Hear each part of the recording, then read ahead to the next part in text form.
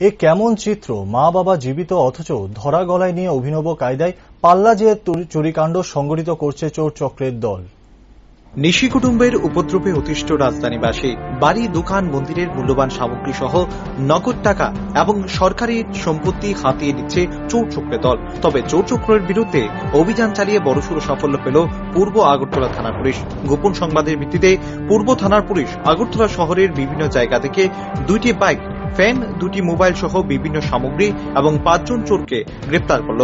বুধবার পূর্ব থানাতে সংবাদ মাধ্যমের সামনে এমনটাই জানিয়েছেন সদর এসডিপিও দেবপ্রসাদ রায়। তিনি আরো জানান, একটি নতুন করে ট্রেন্ড পরিণত করার প্রচেষ্টা চলছে, যার সাথে কিছু দুষ্ট চক্র জড়িত থাকতে পারে বলে পুলিশের ধারণা। তবে তার বিরুদ্ধে প্রশাসনের কঠোর পদক্ষেপ গ্রহণ করা হবে বলেও তিনি জানান। অভিযুক্ত চোরদের বিরুদ্ধে সুনির্দিষ্ট মামলা নিয়েছে পুলিশ। এদিনই তাদের আদালতে তোলা হয়। হয়তো ছুটিতে গেছে, কেউ চিকিৎসার জন্য গেছে, বাড়ি খালি যাচ্ছে, সেক্ষেত্রে আমরা দেখছি দরজা ভেঙেই ঢুকে ওরা চুরি করছে।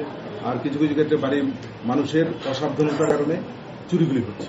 তো তার মধ্যে আরো একটা জিনিস আমরা লক্ষ্য করলাম যে কিছু বিশেষ করে একজন ব্যক্তি যিনি বাবা মারা গেছে, মারা যাওয়ার পর আমরা যেই সাদা পোশাক পরা হয়, গলায় ধরা টরা দিয়ে যেটা হয় আর কি, সেই পোশাক নিয়ে গত 2 বছর যাবৎ শহরের বিভিন্ন জায়গাতে ওরা বিভিন্ন বাড়িঘর থেকে আর্থিক সাহায্য নিচ্ছে এবং বাড়িঘরের সমস্ত ইনফরমেশন, বাড়িতে কিভাবে ঢুকতে হয় সেই সমস্ত সবকিছু সে লক্ষ্য করে।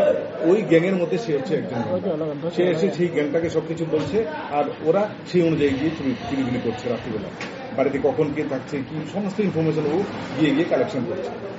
তো যাই হোক, আমরা ওর মাধ্যমে সমস্ত জ্ঞানটাকে উদ্ধার করতে পারি। তাদের কাছ থেকে চুরি যাওয়া fan, mobile phone, motor bike এবং আরো বিভিন্ন ছোটখাটো জিনিসপত্র সেগুলি আমরা উদ্ধার করতে সক্ষম হয়েছি।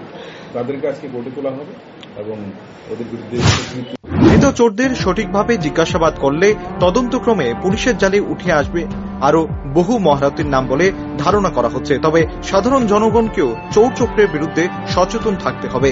পুলিশ ইচ্ছে করলে বাঘ এবং ছাগলকে এক ঘাটে জল খাওয়াতে পারে, আর চোর চক্র তো কিছুই নয়। Bureau report, rising Tripura.